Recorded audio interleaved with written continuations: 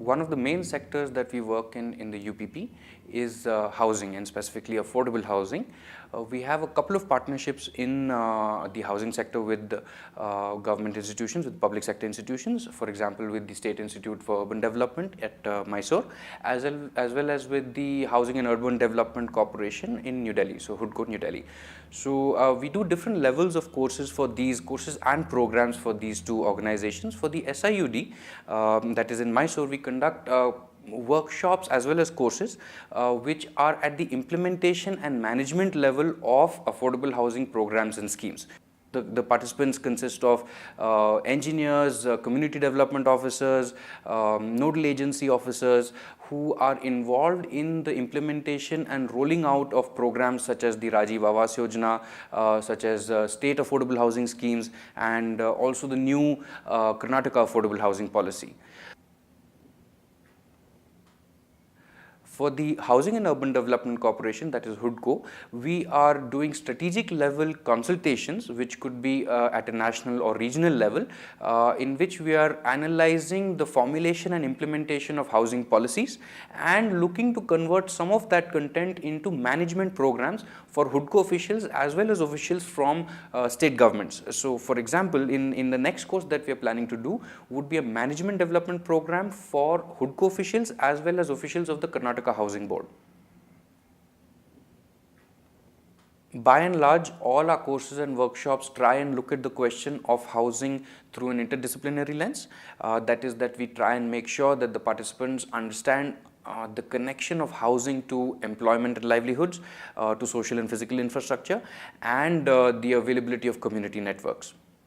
UPP housing courses are practice oriented. We try and include as many practical exercises as possible, case studies, and often site visits on existing projects or proposed project sites that are chosen in consultation with our partner organizations.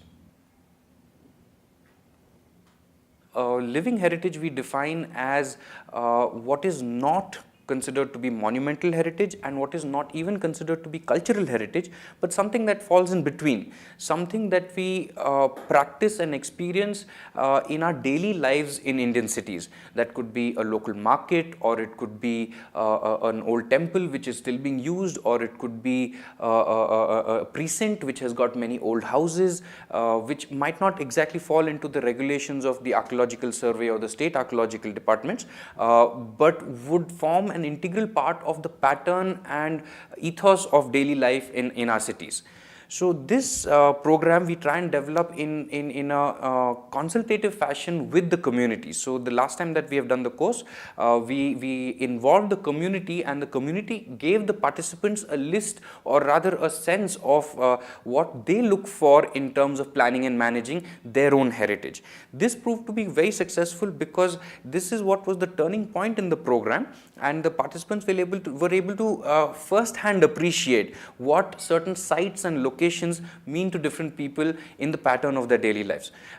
Based on this exercise, on this community participation, we did a simulated exercise on the creation of a DPR, and it was very interesting to see that participants had actually reacted to what the community wanted rather than come with a top-down approach of planning to these heritage precincts.